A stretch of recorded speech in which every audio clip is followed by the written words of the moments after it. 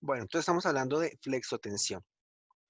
Decíamos que la carga gravitacional, una carga vertical, me deforma, pues produce una deflexión, y si yo tengo una carga axial, pues esa va a estar alineada con el eje de mi elemento, el cual va a estar deformado y en un punto máximo,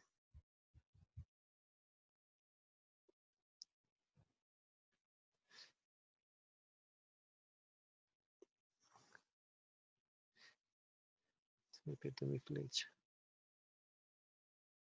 y en un punto máximo va a tener esa componente, ¿cierto? Que decimos que si tengo una deflexión de magnitud Y, aquí tengo un punto Z, voy a suponer mi Z aquí en la mitad, mi deflexión máxima, ¿sí? Por mi carga P me va a dar un momento de P por Y, ¿cierto? Momento, que es el que yo tengo dispuesto aquí en mi otra imagen, P por Y. Entonces resulta que la variación de mi momento lo que va a hacer es, como mi viga está deformada y yo estoy tratando de estirarla, voy a tratar de recuperar un poco la condición de estabilidad de mi elemento. Entonces va a ser una condición favorable, ¿cierto? Que cuando yo tenga una viga y le aplique una tensión, va a ser una condición favorable. Entonces, pues si yo hago una superposición ahora de efectos de qué es lo que pasa con mi carga gravitacional, cómo le retorna un poco de momento lo que pasa con mi carga axial, luego obtengo acá una condición de superposición de momentos, donde muy seguramente este momento en este punto va a ser menor que este momento por mi condición de cargas gravitacionales. ¿Menor en qué magnitud? Pues lo que le aporte este acero no, esta carga axial. Entonces, esto es lo que pasa. Tengo mi viga, cargas gravitacionales y la deforman y ahora yo le voy a poner una carga axial. Aquí estoy suponiendo esta carga axial en el eje del elemento. Cuando no la supongo en el eje del elemento, pues todavía es mejor porque me genera una excentricidad con respecto al eje neutro, ¿sí?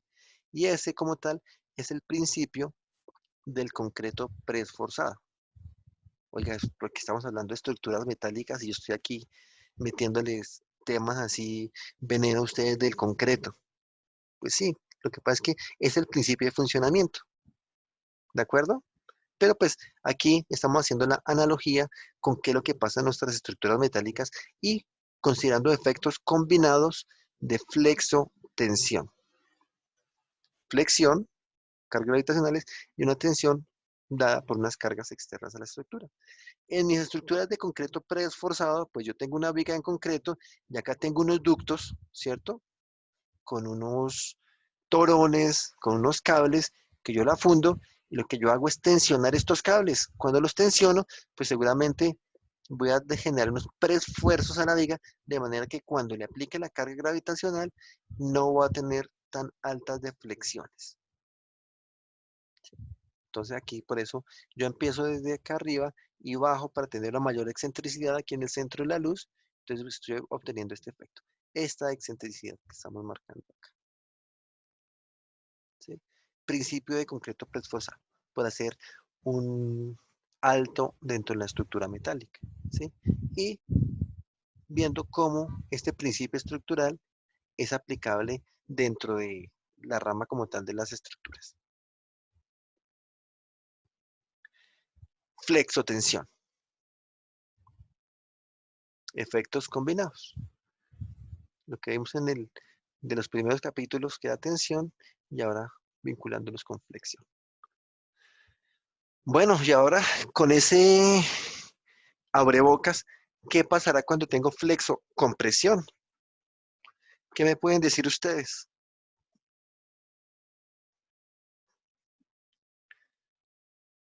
No sé si aumente más el momento, o sea, pase todo lo contrario a lo que estaba pasando en tensión. Aumenta más el aumento, claro, Julián. Esa es la solución. Esa era más bien. Es la respuesta. ¿Quién me respondió por el chat? Andrés Felipe, los aumentos aumentarían. Sí, eso es lo que pasa, los aumentos aumentan, efectivamente.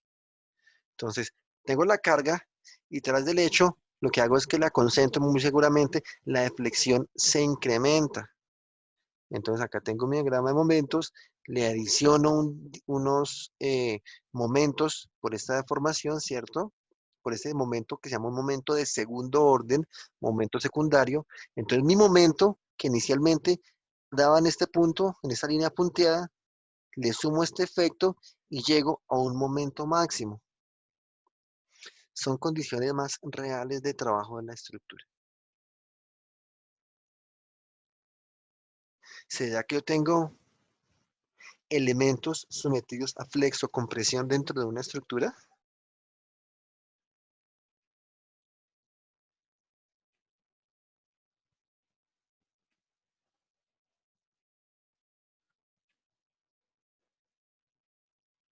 ¿Qué piensan ustedes?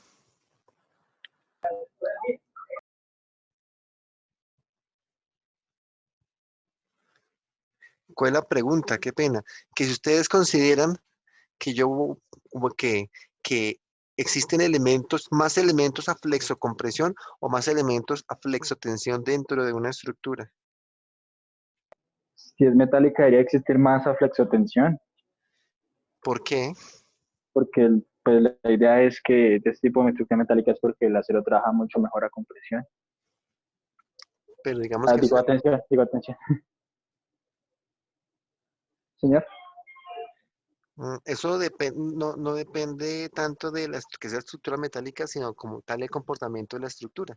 Yo puedo tener Sí, dos configuraciones estructurales, una de elementos en concreto y otros elementos en acero, bajo un sistema de cargas, ¿cierto? El mismo, y en uno voy a tener axiales, cortantes momentos, y en el otro también voy a tener cortantes axiales y momentos, ¿cierto? pero por ejemplo, si tengo elementos seguidos, una carga de compresión en un lado me representa pues una carga acción en el otro, ¿no? Una carga de Pero tensión en el otro. no entiendo la relación de que porque sean de concreto o que sean de acero van a cambiar la consideración que uno tenga flexocompresión y la otra No, tenga no, flexo. pues obviamente no, pero si por ejemplo ya conozco mi configuración, pues la geometría y sé que tengo más elementos a tensión, pues me desgarraría más con estructura metálica a flexotensión, digo, por Pero la respuesta del material. creo que eso no depende tanto del material. Es exacto. Entonces aquí nos dice José Jonathan, lo que están respondiendo en el chat. Columnas, sí, de hecho, elementos a flexotensión pueden existir, pero no son tan comunes dentro de un pórtico espacial como elementos a flexocompresión. Y el caso típico son Por las el peso columnas. mismo de la estructura, ¿no? ¿Cómo? En Por la el peso mismo de la estructura, ¿no? exactamente. El peso mismo, la carga gravitacional a una columna. Ahora, si yo paro este elemento, ¿cierto? Pues voy a tener unas cargas gravitacionales que son axiales, ¿cierto? Y adicionalmente, pues por evento sísmico, por cargas laterales, de viento, lo que sea, voy a tener esta consideración de carga lateral, ¿sí? Esto va a producir ¿qué? Ya ustedes lo están viendo verticalmente, supongo, que eso un desplazamiento lateral y aquí me induce una compresión. Entonces, las columnas que hemos manejado hasta el momento con solo carga axial, resulta que esta deformación, esta deformación lateral me va a inducir a un momento. Entonces yo tengo que evaluar esos efectos conocidos como efectos de segundo orden por deformación que van a incrementar la magnitud de mis momentos. ¿Sí? ¿Estamos claros? Vean, ahí está la columna. Entonces la columna va a tener unas axiales y unos momentos, un momento superior, un momento inferior,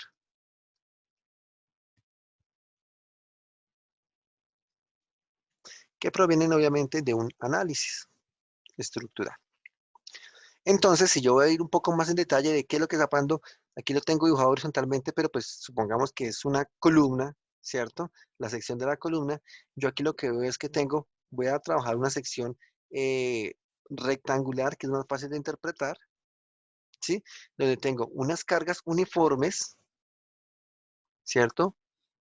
Bueno, más bien un esfuerzo uniforme dado por esta carga, que el esfuerzo sería como la carga sobre el área, ¿cierto? El P sobre el B por H, una carga uniforme, y adicionalmente, como eso es el principio de superposición, le sumo el efecto de un momento.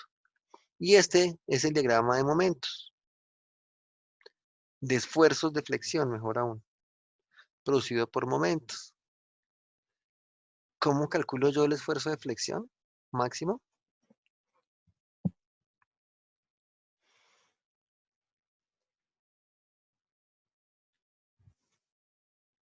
¿Lo recuerdan? Por allá de mecánica de materiales.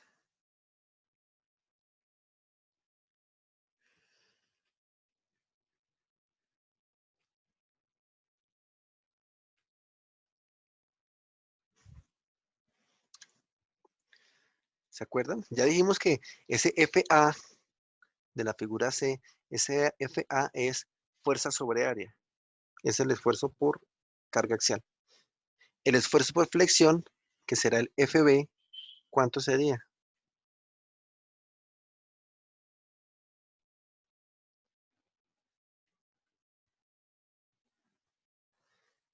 ¿No se acuerdan por allá de flexión?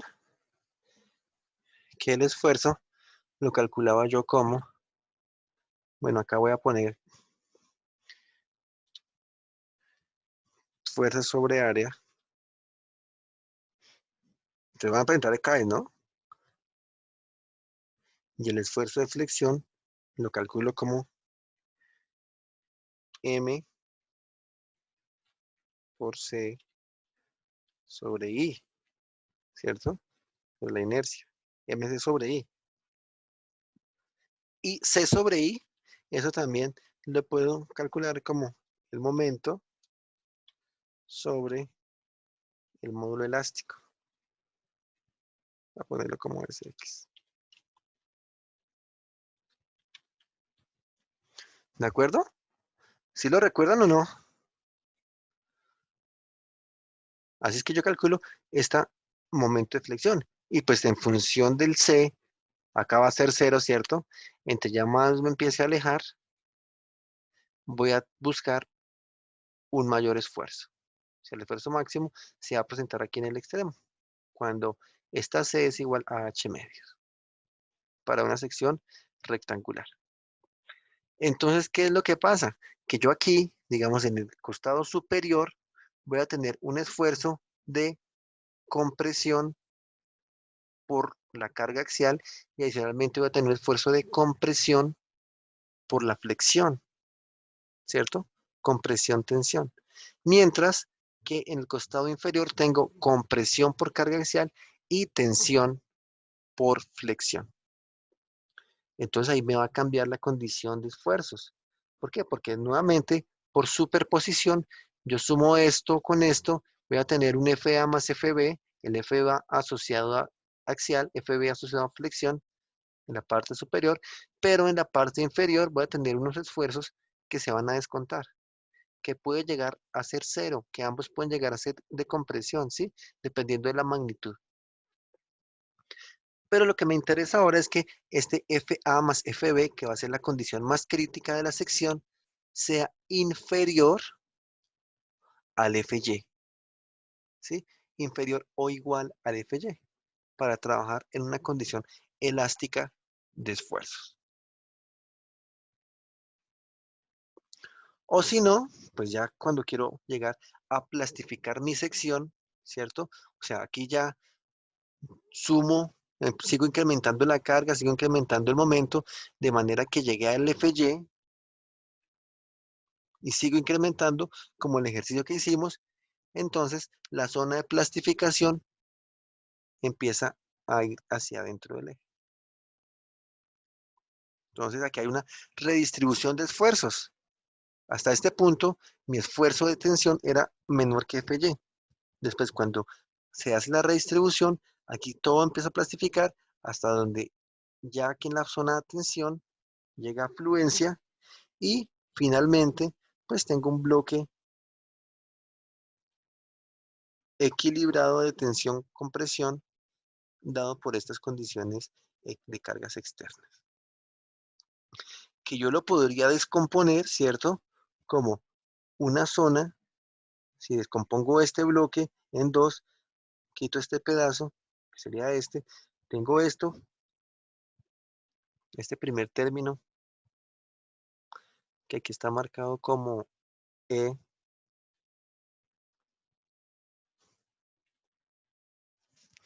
No me dejo marcarlo. Déjame marcarlo. ¿Sí? Este primer término, que ustedes lo ven, va a ser momento, asociado a momento. Acá tengo un bloque, un resultante de tensión, tengo un bloque, un resultante de compresión, va a ser momento de plastificación. O sea, asociado a este M2, M1. ¿Sí? Y otro término asociado a carga axial que va a ser este.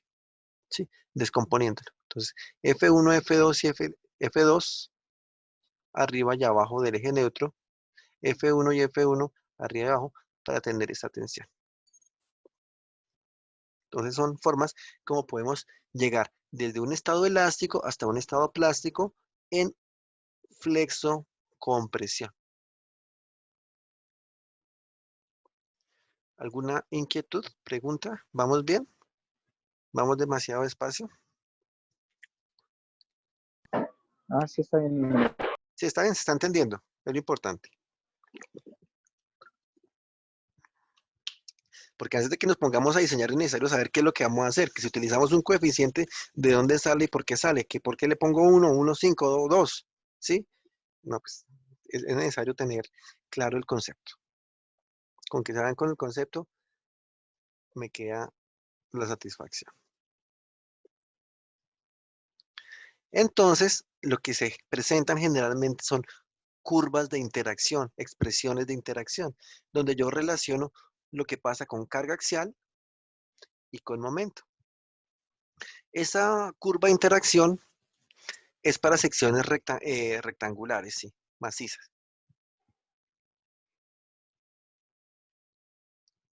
Donde aquí decimos que cuando yo tengo, o sea, puedo tener mi carga máxima axial cuando no tengo momento, ¿sí? Y puedo tener mi momento máximo cuando no tengo axial. Un punto intermedio donde empiezo a bajar, a incrementar el momento, digámoslo así, ¿sí? Un poco, pues empieza a reducirse la capacidad de mi carga axial. Hasta donde la carga axial es muy baja y es predominante el momento. Y esta es una típica ecuación de interacción, dada por esta curva y generalmente son dadas por resultados de laboratorio. Y que con análisis estadísticos pues llega y se hace una línea de tendencia que me da la mejor forma de analizar ese comportamiento.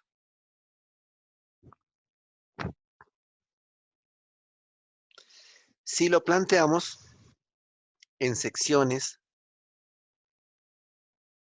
tipo I, pues presentamos una tendencia como esta, ¿no? Pues ya sabemos que la sección tipo I tiene una geometría diferente, entonces no nos va a quedar tan estilizada como la curva de la izquierda, entonces ya matemáticamente se han desarrollado dos expresiones.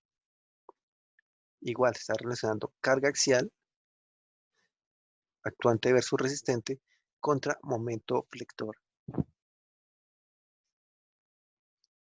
en el eje mayor, actuante versus resistente. ¿Sí? Entonces me dice, aquí tengo una sola línea, más bien una sola expresión matemática que me permite relacionar esta curva. Acá voy a tener dos expresiones matemáticas. Una, cuando la relación de axiales, actuante versus resistente, es superior a 0.2, ¿cierto?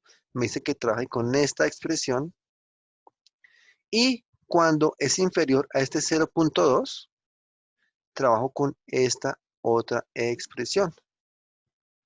Entonces vean que aquí lo que tengo es un índice axial, que eso lo calculábamos cuando diseñábamos columnas, a qué porcentaje está trabajando mi columna, ¿sí? 60, 70, 80%, lo que sea, lo que me esté dando de acuerdo con el perfil seleccionado y con el material ante un determinado estado de cargas. Y también tengo un índice, que ya lo hemos calculado, trabajado por flexión.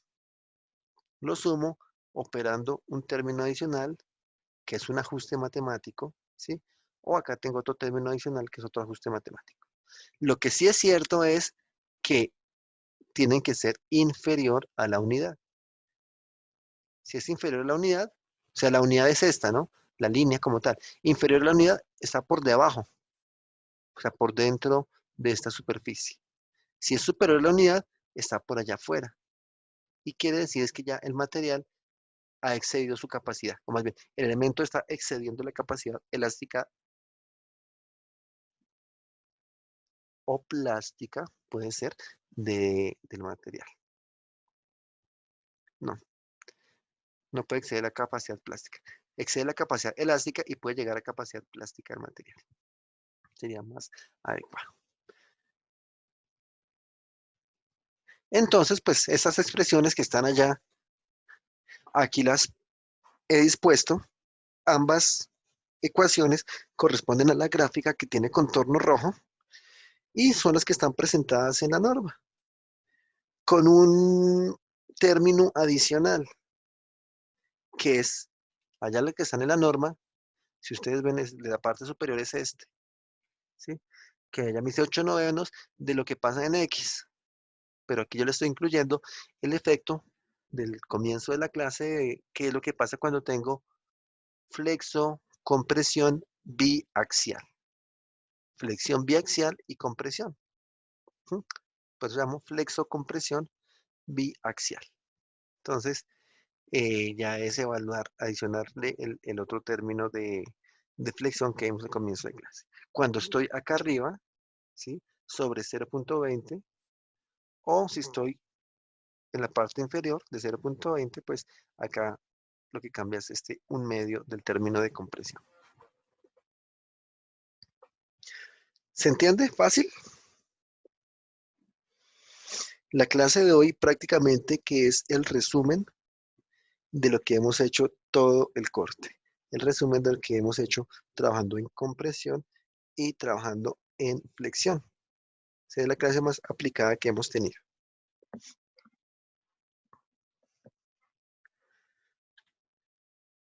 Entonces, nos dice la norma, ese momento último que calculamos va a ser un momento mayorado, ¿sí? O más bien, un momento amplificado por esos efectos de segundo orden. Alejandro me dice, o sea que se evalúan los diseños por aparte y se verifica que cumplan esas expresiones. Sí, yo diseño mi elemento a tensión, a compresión, lo diseño a flexión y básicamente esa ecuación de interacción es, mire a qué porcentaje está trabajando a compresión y si le queda capacidad para trabajar a flexión. Básicamente, o al revés, evalúe qué porcentaje de trabajo tiene a flexión y si con lo que queda es capaz de resistir compresión. Listo. Pero entonces, como ya dijimos que cuando tenemos casos de flexo-compresión, entonces el momento, ¿cuál va a ser mi de análisis? Que para este caso va a ser ¿cuál? Mi momento de análisis va a ser este. Porque hace mi momento mayorado por efectos de segundo orden, ¿sí? Esto es lo que me resiste, esto no depende como tal de la condición de trabajo.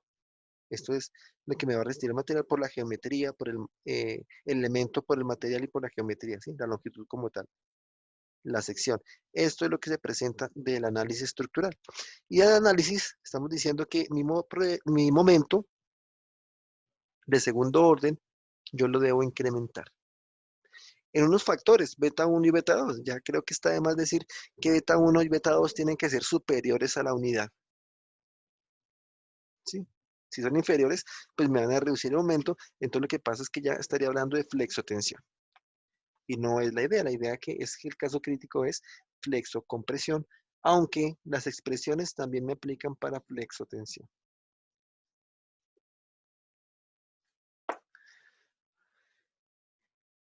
¿Qué es MNT y MLT? Esos términos quiere decir que este término, este primer término B1 por el MNT es un término cuando tengo un pórtico arriostrado. Y MLT, el segundo término de la expresión, es un pórtico cuando es un término del momento cuando el pórtico no es arriostrado. Ya ustedes, cuando hablamos de compresión, vimos que era un pórtico arriostrado, que era un pórtico no arriostrado.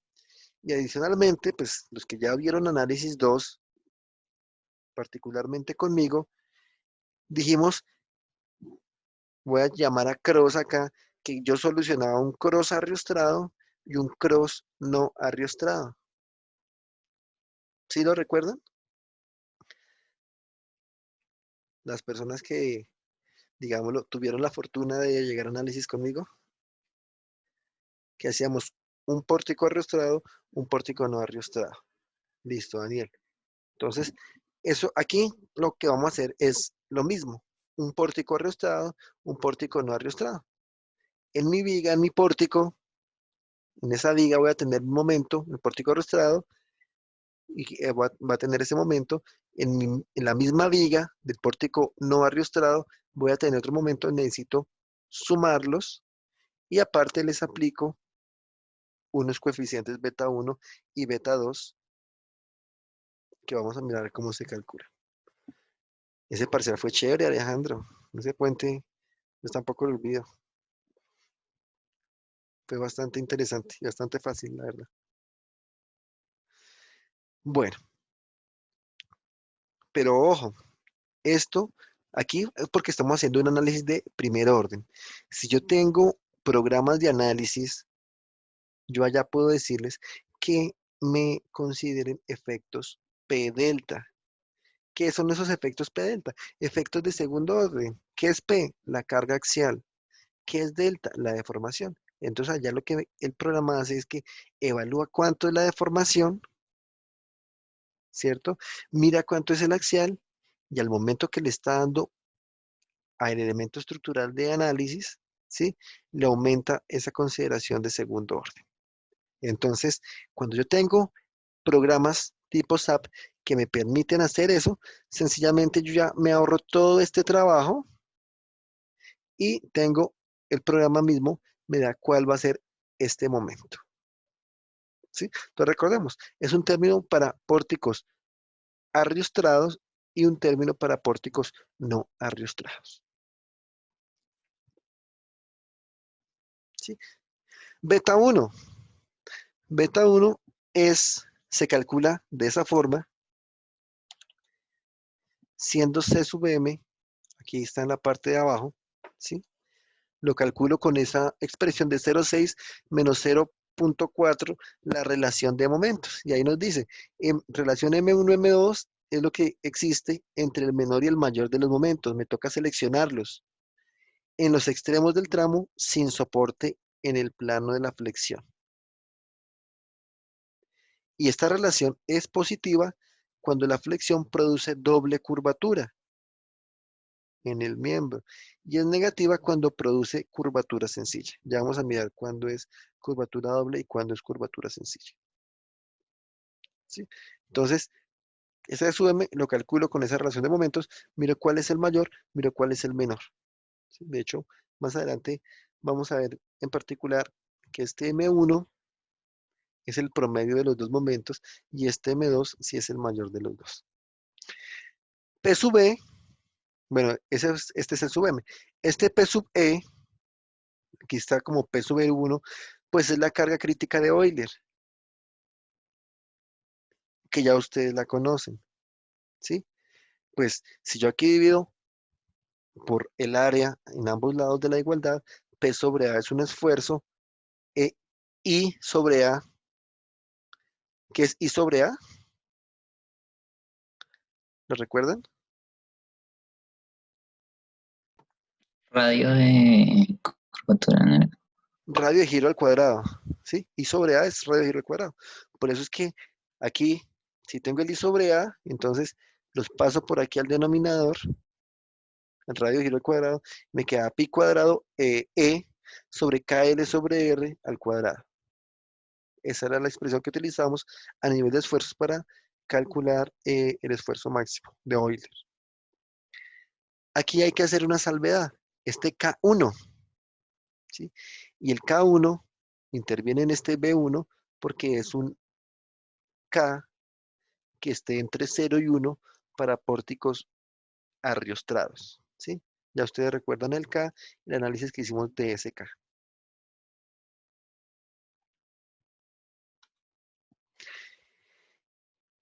Y el beta 2 o B2, ¿sí?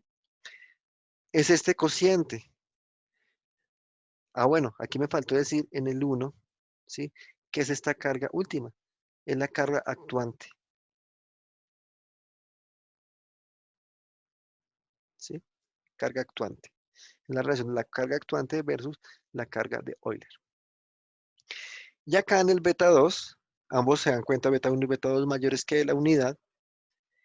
En el beta 2, pues es un cociente donde yo relaciono las cargas de Euler 2, ¿sí? ¿Por qué se hace la salvedad de que sea Euler 2? Porque allá yo tengo que considerar un K2, donde son valores superiores a la unidad por ser pórtico no ariostrado, ¿sí? El E, el I y el L, pues ya sabemos que es la geometría, ahí lo único que nos varía es el K. Y las otras son la sumatoria de las cargas actuantes, ¿sí? Entonces yo relaciono cargas actuantes, sumatoria de cargas actuantes versus sumatoria de cargas de Euler a nivel de piso. Si yo necesito saber a nivel de piso cuántos son todas las sumatorias de cargas actuantes, todas las sumatorias de cargas de Euler, para obtener prácticamente un beta 2 de piso, de todo un nivel. Mientras que el beta 1 sí es a nivel de elemento.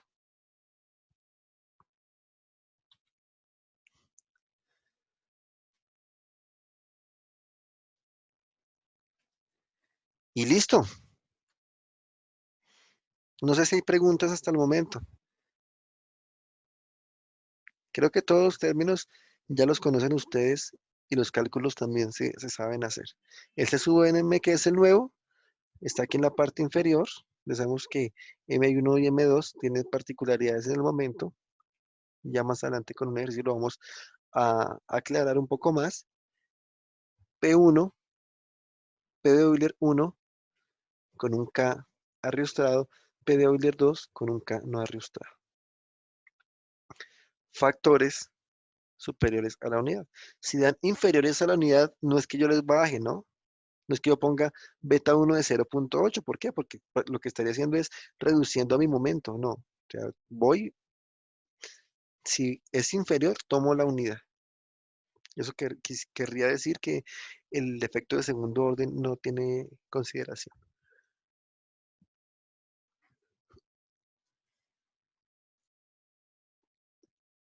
Bueno, ejercicio. Tengo mi columna, ¿sí? Las dos son la misma columna. A la izquierda tengo un estado de cargas, cargas muertas. A la derecha tengo un estado de cargas vivas. Y quiero hacer el diseño para esa condición de trabajo. Sabiendo que voy a utilizar un perfil tipo I para unas columnas extraídas de un análisis de un pórtico, ¿cierto? De 7 metros de longitud. Y vamos a decir que esa columna está arriostrada en la mitad, en su eje central, ¿sí? A media altura, con respecto al eje menor, para mirar qué capacidad nos da. ¿De acuerdo? Cargas axiales muertas de 1600 kilonewtons, vivas de 900 kilonewtons, momentos del análisis que ya me imagino por la condición de cargas, me da en el nudo A, nudo superior, por carga muerta, 600 kilonewton metro, por carga viva, 600 kilonewton metro, en la misma dirección, ¿sí? Mientras que en el nudo B, por carga muerta, voy a tener menos 140 kilonewton metro, ¿cierto? Porque va en dirección diferente. O bueno, podríamos decir que el de 400 es el negativo. Bueno, ¿sí? Lo que sí me interesa es ver que el de 140 de carga muerta y el de 400 de carga viva van en sentido diferente, ¿sí? Eso me interesa. Entonces, ustedes, ingenieros diseñadores de estructuras metálicas, ¿qué es lo primero que hacen para desarrollar ese diseño?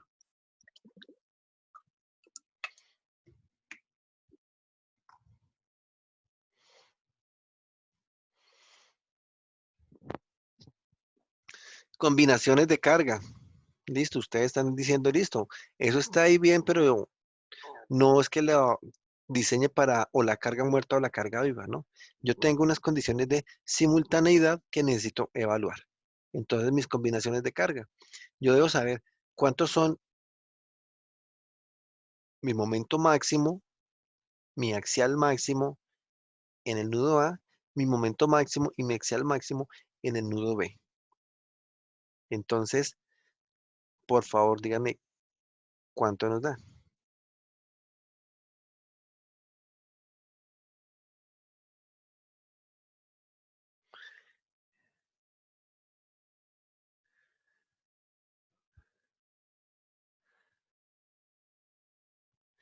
3360, ¿qué es, Daniel? ¿Carga axial? ¿Con qué combinación?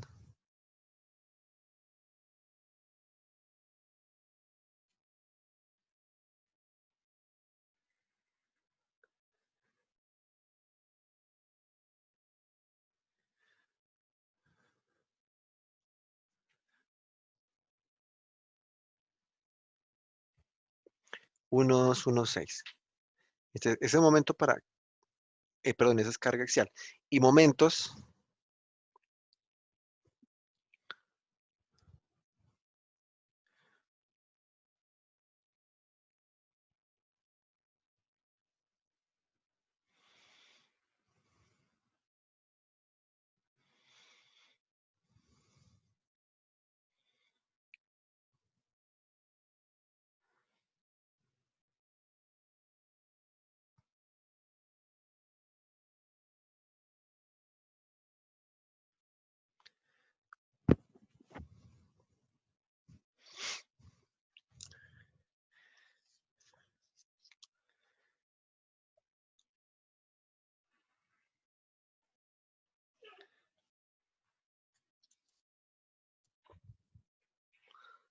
1200 el superior. Los demás también lo están haciendo, supongo. 1200 kilonewtons y momento inferior de 808. José nos dice. Bueno,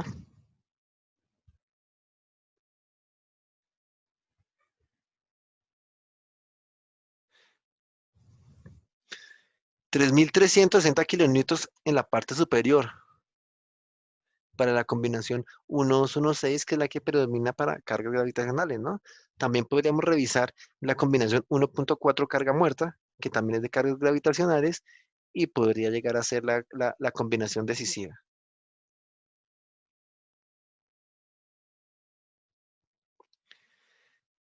Momento de 1232 se parece al valor, ¿cierto? Pero el momento José de 808 está raro. ¿Por qué? Porque miremos que, por eso hice la salvedad, que el 140 está en un sentido y el de 400 está en el otro sentido. Entonces, ahí es importante, ¿no? Porque está ahí, eh, ¿cómo se dice? No estoy sumando, sino estoy contrarrestando efectos.